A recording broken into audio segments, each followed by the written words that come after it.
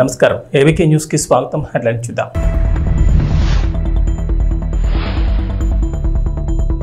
ఏపీలో పింఛన్ల పంపిణీ లబ్ధిదారులకు స్వయంగా పంపిణీ చేసిన చంద్రబాబు.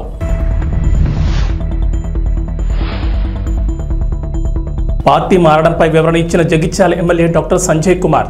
నియోజకవర్గ అభివృద్ధి కోసమే మారినట్లు స్పష్టం.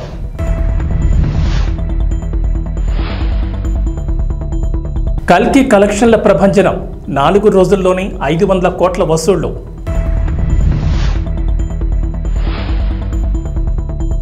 తెలంగాణకు వాతావరణ శాఖ హెచ్చరిక, పలు జిల్లాలకు ఎల్లో అలర్ట్ జారీ.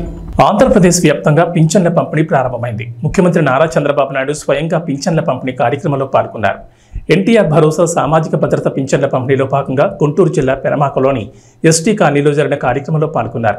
ఉదయం 6 గంటలకు కాలనీలో స్వయంగా ఆయనే లబ్ధిదారులకు పింఛన్ అందజేశారు. బాణావత్ పాములు నాయకు కుటుంబం చంద్రబాబు చేతుల మీదుగా పింఛన్ తీసుకుంది. పాములు నాయకు వృద్ధాప్య పింఛన్, ఆయన కుమార్తె ఇస్లావత్ శివకుమారికి వితంతు పింఛన్, ఆయన భార్యకు రాజధానిలో భూమి లేని వారికి అందజేస్తున్న పింఛన్ను స్వయంగా చంద్రబాబు అందజేశారు. దేశంలోనే తొలిసారి ఓ ముఖ్యమంత్రి స్వయంగా లబ్ధిదారుల ఇంటికి వెళ్లి పింఛన్ అందజేయడం ఇదే మొదటిసారి. ఇది ఓ రికార్డ్ అని చెప్తున్నారు. ముఖ్యమంత్రి చంద్రబాబు పింఛన్ల పంపిణీ అనంతరం గ్రామంలోని మస్జిద్ సెంటర్ వద్ద నిర్వహించే ప్రజావేదిక కార్యక్రమంలో పాల్గొన్నారు. గ్రామస్తులు లబ్ధిదారులతో మాట్లాడారు. రాష్ట్ర వ్యాప్తంగా ఎన్టీఆర్ భరోసా పేరుతో పింఛన్ల పంపిణీ ప్రారంభమైంది. కూటమి ప్రభుత్వం ఎన్నికల మేనిఫెస్టోలో ఇచ్చిన హామీ మేరకు ఏప్రిల్ నెల నుంచి పెంచిన పింఛన్లు అందజేస్తున్నారు. మొత్తం 7,000 పింఛన్ మొత్తాన్ని అర్హులకు అందిస్తున్నారు. ఇప్పటి వరకు పింఛన్ 3,000 చొప్పున అందుతుండగా కూటమి ప్రభుత్వం తాజాగా ఆ మొత్తానికి ఒకేసారి 1,000 రూపాయలు పెంచి 4,000 చేశారు. ఈ పెంచిన పింఛన్ను ఏప్రిల్ నుంచి అమలు చేస్తామని మేనిఫెస్టోలో పెట్టిన హామీ మేరకు ఏప్రిల్, మే, జూన్ నెలకు 1,000 రూపాయలు చొప్పున కలిపి మొత్తం 7,000 ఇవాళ పంపిణీ చేస్తున్నారు. అప్పులు ఎంత ఉన్నాయో ఇంకా నాకే తెలియదు. ఎతుకుతున్న రికార్డ్స్ అన్ని, వ్యవస్థలు ఎక్కడున్నాయో నాకే తెలియదు. అధికార యంత్రాంగం మొరేలు కూడా దెబ్బతినింది. బయట వాళ్ళు వచ్చి పెట్టుబడి పెట్టాలంటే భయపడే పరిస్థితికి వచ్చేసారు. మళ్లీ ఈ దుర్మార్గుడు వస్తే ఏమవుతుందని భయపడిపోయే పరిస్థితికి వచ్చారు. అంటే ఇవన్నీ కూడా ఒక రాష్ట్రం యొక్క బ్రాండ్ కూడా దెబ్బతినింది. ఎంతో మంది ముఖ్యమంత్రులు చూశాను నేను. చాలా మంది వచ్చారు, చాలా మంది ఓడిపోయారు, చాలా మంది వెళ్లారు. కానీ ఒక వ్యక్తి ముఖ్యమంత్రిగా పనికి రాడు, అలాంటి వ్యక్తి వచ్చాడని 5 ఏళ్లు నిరూపించిన ఏకైక వ్యక్తి మొన్నటి వరకు నాడు పేరు కూడా నేను చెప్పకూడదు, కానీ అలాంటి వ్యక్తి ఇతను. అంటే ఇప్పుడు నేను నిరూపించాలి ఎలాంటి వ్యక్తులు ముఖ్యమంత్రిగా ఉండాలో, దానికి ఆదర్శంగా నేను నిరూపించాల్సిన బాధ్యత నా పైన ఉంది. ఇప్పుడు ఈ 2 కాంట్రడిక్షన్. మొన్నటి వరకు మీరు చూస్తే పరదాలు కట్టేసేవాళ్ళు, ఎక్కడ పోయినా పరదాలు. ఎక్కడన్నా ఒక మురికి కాలువ ఉంటే మురికి కాలువ కూడా పరదా కట్టేసేవాడు కనపడకుండా. దాస్తే దాగుతుందా? మురికి వాసన రాకుండా ఉంటుందా అని అడుగుతున్నా మిమ్మల్ని. సమస్యలు పరిష్కారం చేయడానికి ప్రభుత్వాలు ఉండాలనే గాని సమస్యల్ని దాచిపెట్టి మనసును చంపుకొని బ్రతకడం, లేకుంటే ఇంకొక విధంగా చేయడం కరెక్ట్ కాదని చెప్పి కూడా నేను మీకు తెలియజేస్తున్నా. తెలంగాణలో రాజకీయాలు రోజు రోజుకు ఆసక్తికరంగా మారిపోతున్నాయి. సీఎం రేవంత్ రెడ్డి మొదలుపెట్టిన ఆపరేషన్ ఆకర్ష్ ఇప్పుడు స్పీడ్ అందుకుంది. అందులో భాగంగానే రోజుకో బీఆర్ఎస్ ఎమ్మెల్యే కాంగ్రెస్ తీర్థం పుచ్చుకుంటున్నారు. మరో 10 మంది ఎమ్మెల్యేలు కూడా కాంగ్రెస్ కండువా కప్పుకునేందుకు సిద్ధంగా ఉన్నట్లు లీకులు ఇస్తున్నారు నేతలు.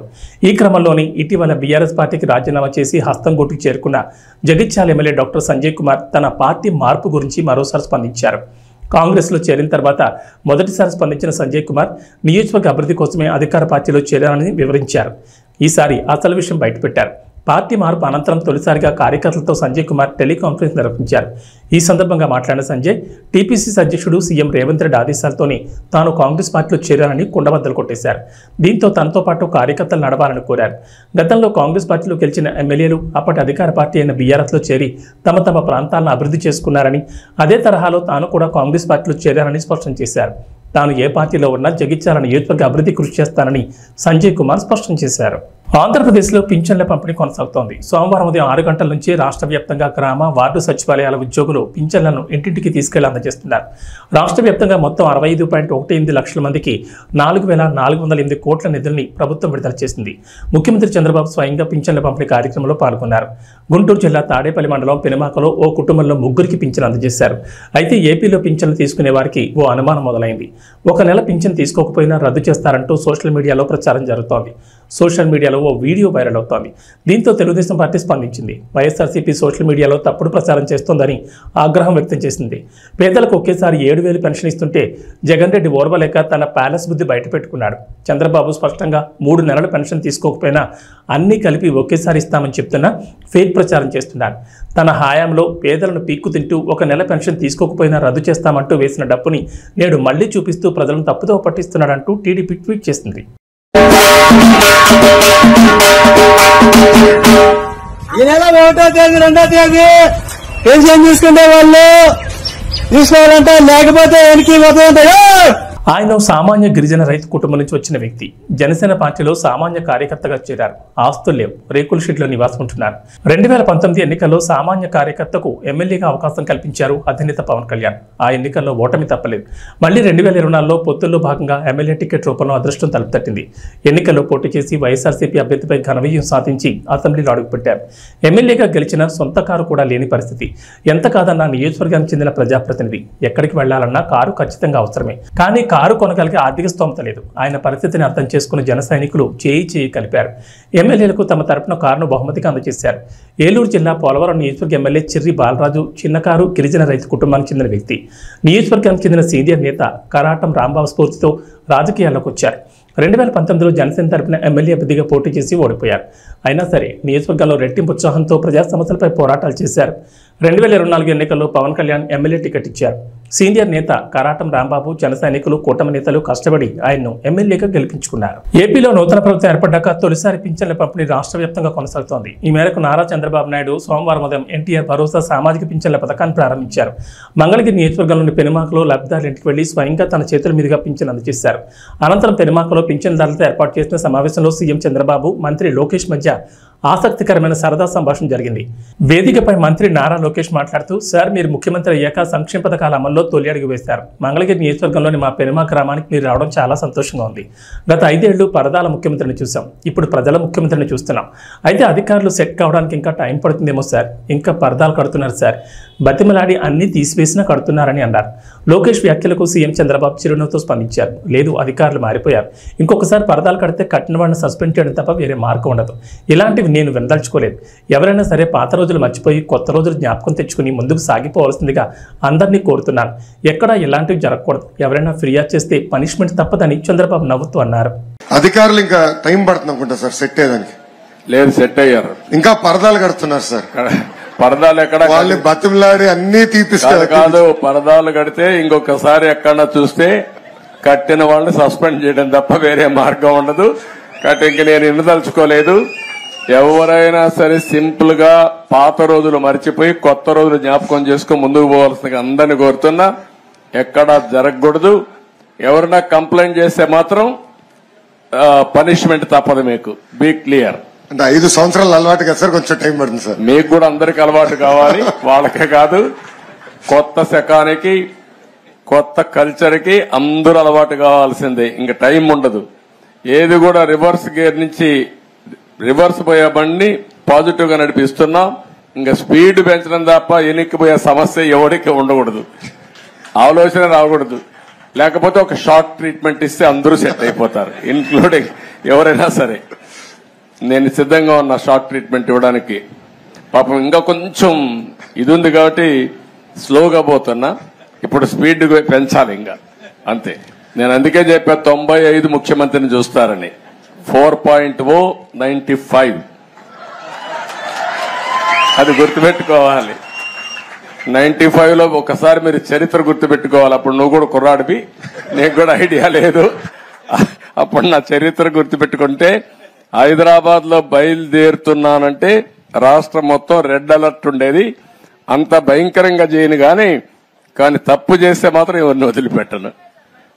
ఉంటే మా మైండ్ అంతా మార్చుకోవాలి. అందుకే 95 అన్నా నేను. 95 CBN 1.0 నాట్ 4. అది రిపిటేషన్ వస్తుంది ఇప్పుడు ఇక్కడ. మంత్రులకు ఉంటుంది, ఎమ్మెల్యేలకు ఉంటుంది, అందరికీ ఉంటుంది. ఆంధ్రప్రదేశ్ ప్రజలకు టీడీపీ రాష్ట్ర అధ్యక్షుడు పల్లా శ్రీనివాసరావు కీలక సూచన చేశారు. ముఖ్యమంత్రి నారా చంద్రబాబు నాయుడు కలిసేందుకు ఎంతో మంది ఎదురు చూస్తూ ఉంటారు. అయితే దీనికోసం ప్రతి శనివారం చంద్రబాబు తెలుగుదేశం పార్టీ కేంద్ర కార్యాలయంలో వినతులు తీసుకుంటున్నారు. ఈ సందర్భంగా ఫోటోల కోసం వచ్చే వారితో నిజమైన సమస్యలతో వచ్చేవారు ఇబ్బంది పడుతున్నారు. ఈ విషయాన్ని గమనించిన తెలుగుదేశం పార్టీ కీలక నిర్ణయం తీసుకుంది. సమస్యలతో వచ్చేవారు ఇలా ఇబ్బంది పడకుండా ముందుగా ఫోన్ చేసి తెలియజేస్తే ప్రయారిటీ ప్రకారం సమస్యలతో వచ్చేవారిని ముఖ్యమంత్రిని కలిసేలా చేస్తామని పార్టీ అధ్యక్షుడు పల్లా శ్రీనివాసరావు తెలిపారు. ఎవరైనా నిజమైన సమస్యతో ఇబ్బంది పడుతుంటే వెంటనే 7306299999 నంబర్కి ఫోన్ చేసి ముందుగా తమకు తెలియజేయాలని టీడీపీ రాష్ట్ర అధ్యక్షుడు పల్లా శ్రీనివాసరావు తెలిపారు. ప్రజల సమస్యల గురించి వినతులు స్వీకరించేందుకు కొత్తగా టోల్ ఫ్రీ నంబర్ ఏర్పాటు చేస్తున్నట్లు ప్రకటించారు. ముఖ్యమంత్రి చంద్రబాబు వినతులు ఇచ్చేందుకు జనం భారీగా తరలివస్తున్నారని, వారి వినతుల స్వీకరణ సులభతరం చేసేందుకే ఈ టోల్ ఫ్రీ నెంబర్ తీసుకొచ్చినట్లు తెలిపారు. ఎవరైనా ప్రజలు వారి సమస్యలను 7306299999 నంబర్కు ఫోన్ చేసి తెలియజేయాలని సూచించారు. ఆ సమస్య ప్రాధాన్యతను బట్టి ముఖ్యమంత్రిని కలిసే అవకాశం కల్పిస్తామని, ప్రజలు ఈ సదుపాయాన్ని సద్వినియోగం చేసుకోవాలని కోరారు పల్లా శ్రీనివాసరావు. చంద్రబాబు నాయుడు గారిని, ముఖ్యమంత్రి గారిని ఎక్కువ మంది కలవడానికి పార్టీ కార్యాలయానికి వస్తున్నారు. సో ఆ ఎక్కువ మంది వస్తున్నారు కనుక వాళ్ళని మంచిగా హ్యాండిల్ చేయాలని ఒక ఆలోచనతో ఈరోజు మేము ఒక ఫోన్ నెంబర్ని ఇక్కడ ఉంచుతున్నాం. అంటే ఎక్కువ మంది గడిచిన 2 వారాల నుంచి మాకు వచ్చినటువంటి ఎక్స్పీరియన్స్ ఏంటంటే, నేరుగా ఎక్కువ మంది వచ్చి కొంచెం ఆయనతో ఫోటోలు తీసుకుందాం అనుకుంటున్నారో, లేకపోతే యువత అనేది ఎక్కువ మంది వస్తున్నారు ఆయన చూడడానికి. సో వీటితో పాటు కొంచెం జెన్యూన్ ఇష్యూస్ మీద వచ్చినటువంటి వారు కొంచెం ఇబ్బంది పడేటువంటి పరిస్థితి ఉంది. కనుక ఇది జెన్యూన్ ఇష్యూస్ మీద ఉన్నటువంటి వారికి ఎటువంటి ఇబ్బంది కలగకుండా ఉండడం కోసం మేము ఒక నంబరు, టోల్ ఫ్రీ నంబరు ఏర్పాటు చేస్తున్నాం. ఆ నంబర్ ద్వారా మరి మాకు ముందుగానే ఇంటిమేట్ చేస్తే, పార్టీ హౌస్లో ఉంటుంది ఆ నంబర్ ద్వారా మీరు ఇంటిమేట్ చేస్తే వారికి మేము ప్రయారిటీ కల్పించి వారికి మేము సీఎం గారిని కలిసేటట్టుగా చేస్తామని చెప్పేసి ఈ సందర్భంగా తెలియజేస్తున్నాం. ఈ నంబరు దయచేసి మా ఆఫీస్లో ఉంటుంది. అలాగే మేము తెలియజేస్తున్నాం 7306299999. దయచేసి ఈ నంబరు అందరూ కూడా నోట్ చేసుకోగలిగితే, ఎవరైనా సరే ఈ నంబర్ కానీ ఇంటిమేట్ చేస్తే ఆ నంబరు ద్వారా మేము ఇక్కడ గ్రీవెన్స్ నోట్ చేసి వాళ్ళకి టైం స్లాట్ అంటే ముఖ్యంగా వారి కోసం ప్రయారిటైజ్ చేస్తాం. ఎందుకంటే ఆ రోజు వచ్చిన వాళ్ళు చాలా వేల సంఖ్యలో వస్తున్నారు కనుక, అలాగే 500 మందికి ఈ గ్రీవెన్స్ని లిమిట్ చేద్దాం ఫస్ట్ విడతలో అన్న ఆలోచన కూడా వచ్చామని చెప్పేసి ఈ సందర్భంగా తెలియజేస్తున్నాం. అలాగే మేము దయచేసి ఇబ్బంది ఉన్నటువంటి వారు, అలాగే స్థానికంగా ఎమ్మెల్యేస్ ఎవరైనా కలకపోతే వారు నేరుగా ముఖ్యమంత్రి గారి ఆఫీస్కి వస్తే బాగుంటుంది అనేది మా ఉద్దేశం. వారు మాత్రం ఈ నంబర్ ద్వారా మాకు ఇంటిమేట్ చేసి వాళ్ళు సమస్య చెప్తే ఆ సమస్యని మేము నోట్ చేసుకొని ప్రయారిటీ పెట్టి వాళ్ళకి ముందుగా కల్పించడానికి మేము ఇక్కడ ఏర్పాట్లు చేస్తున్నామని చెప్పేసి మరి మీ అందరికీ కూడా తెలియజేస్తున్నాం. కనుక దయచేసి దీన్ని సద్వినియోగం చేసుకోవాలని చెప్పేసి నేను ప్రజల్ని, కార్యకర్తల, నాయకుల్ని ఈ అవకాశాన్ని సద్వినియోగం చేసుకోమని చెప్పేసి తెలియజేస్తున్నాం. అలాగే సింగరేణి సీఎండీ బలరాం నాయక్ కు ప్రతిష్టాత్మక tree man of Telangana award వరించింది. సింగరేణి సంస్థను పర్యావరణ రహిత సంస్థగా మార్చడమే కాకుండా తానే స్వయంగా 18,000కు పైగా మొక్కలు నాటి కోల్బెల్ట్ ఏరియాలోని 6 జిల్లాల్లో 35 చిన్న అడవులను సృష్టించినందుకు గుర్తింపుగా గ్రీన్ మ్యాపుల్ ఫౌండేషన్ ఈ పురస్కారానికి ఎంపిక చేసింది. ఈ మేరకు ఆదివారం హైదరాబాద్లో నిర్వహించిన ఫౌండేషన్ 2024 అవార్డుల ప్రదానోత్సవంలో ఆ సంస్థ ఎండీ అస్తుష్ వర్మ, ఎన్టీపీసీ, ఇతర ప్రభుత్వ రంగ సంస్థల ఉన్నతాధికారులు సింగరేణి సీఎండీ బలరాంకు ఈ అవార్డును అందజేశారు. దేశంలో పర్యావరణ పరిరక్షణ కృషి చేస్తున్న ప్రభుత్వ రంగ, ప్రైవేట్ రంగ దిగ్గజ కంపెనీలు, అందులోని ప్రభావశీల వ్యక్తులకు గ్రీన్ మ్యాపుల్ సంస్థ ప్రతి ఏడాది ప్రోత్సాహక అవార్డులు అందజేస్తూ వస్తోంది. ఇందులో భాగంగా సివిల్ సర్వీసెస్ అధికారిగా ఉన్నత స్థాయిలో తీరిక లేకుండా ఉండి కూడా పర్యావరణ పరిరక్షణ కోసం వేలాది మొక్కలు నాటినందుకు గాను పురస్కారం ప్రదానం చేసింది. శనివారంతో ముగిసిన T20 ప్రపంచ కప్ 2024లో భారత్ జట్టు ఛాంపియన్ గా అవతరించిన విషయం తెలిసిందే. అయితే ఈ టోర్నీలో అద్భుత ప్రదర్శన కనబరిచిన 11 మంది ఆటగాళ్లతో అంతర్జాతీయ క్రికెట్ కౌన్సిల్ జట్టును ప్రకటించింది. ఈ మేరకు జూలై 1న అధికారికంగా ప్రకటన విడుదల చేసింది. ఛాంపియన్ గా నిలిచిన భారత్ జట్టు ప్లేయర్లే ఇందులో మెజార్టీ స్థానాలు సాధించడం గమనార్హం. 11 మందిలో ఏకంగా 6 భారత ప్లేయర్లే ఉన్నారు. అయితే రన్నరప్ గా నిలిచిన దక్షిణాఫ్రికా నుంచి ఒక్క ఆటగాడు కూడా 11 మందిలో లేకపోవడం గమనార్హం. ఐసీసీ ప్రకటించిన 11 మంది ఆటగాళ్లలో team India captain Rohit Sharma, vice captain Hardik Pandya, Suryakumar Yadav, Akshar Patel, Jasprit Bumrah, Harshdeep సింగ్లకు చోటు దక్కింది. అయితే T20 ప్రపంచ కప్ 2024 ఫైనల్లో ప్లేయర్ ఆఫ్ ది మ్యాచ్గా నిలిచిన విరాట్ కోహ్లీకి ఈ జాబితాలో చోటు దక్కలేదు. భారత ఆటగాళ్లతో పాటు ఆఫ్ఘనిస్తాన్ కెప్టెన్ రషీద్ ఖాన్, టోర్నీలో లీడింగ్ రన్ స్కోరర్గా ఉన్న ఆ జట్టు opener Rahmanullah Gurbaz, leading wicket taker Fazal Haq ఫరూకీలు ఉన్నారు. ఆస్ట్రేలియా నుంచి ఆల్రౌండర్ మార్కస్ స్టోయినిస్, వెస్టిండీస్ నుంచి నికోలస్ పోరన్కు చోటు దక్కింది. 12వ ప్లేయర్గా దక్షిణాఫ్రికాకు చెందిన అన్రిచ్ నోర్జే ఎంపికయ్యాడు. ప్రభాస్, నాగాశ్విన్ కాంబినేషన్లో జూన్ 27 వచ్చిన కల్కి 2898 AD చిత్రం కలెక్షన్లలో ప్రభంజనం సృష్టిస్తోంది. విడుదలైన 4 రోజుల్లోనే ఈ సినిమా 500 కోట్లకు పైగా వసూళ్లు రాబట్టినట్లు నిర్మాణ సంస్థ వైజయంతి మూవీస్ ట్వీట్ చేసింది. శనివారం వరకు ఈ చిత్రం 415 కోట్లు వసూలు చేసిన సంగతి తెలిసిందే. శని, ఆదివారం వీకెండ్స్ కావడంతో భారీ వసూలు రాబట్టింది. ఈ చిత్రంలో బిగ్ బి, అమితాబ్ బచ్చన్, విశ్వనటుడు కమల్ హాసన్, బాలీవుడ్ నటి దీపికా పదుకోనే వంటి స్టార్లు కీలక పాత్రలో నటించారు. ఇక మూవీకి పాజిటివ్ టాక్ రావడంతో వసూళ్ల పరంగా దూసుకెళ్తోంది. దగ్గరలో పెద్ద చిత్రాలు ఇవి కూడా విడుదలకు సిద్ధంగా లేకపోవడంతో కల్కి కలెక్షన్లు స్టడీగా ఉండే అవకాశం ఉందని సినీ విశ్లేషకులు అభిప్రాయపడుతున్నారు. సైన్స్ ఫిక్షన్గా తెరకెక్కిన ఈ సినిమా అభిమానులను ఉర్రతూ లెగిస్తోంది. ఇప్పటికే వివిధ రంగాలకు చెందిన ప్రముఖులు మూవీని చూసి ప్రశంసలు కురిపించారు.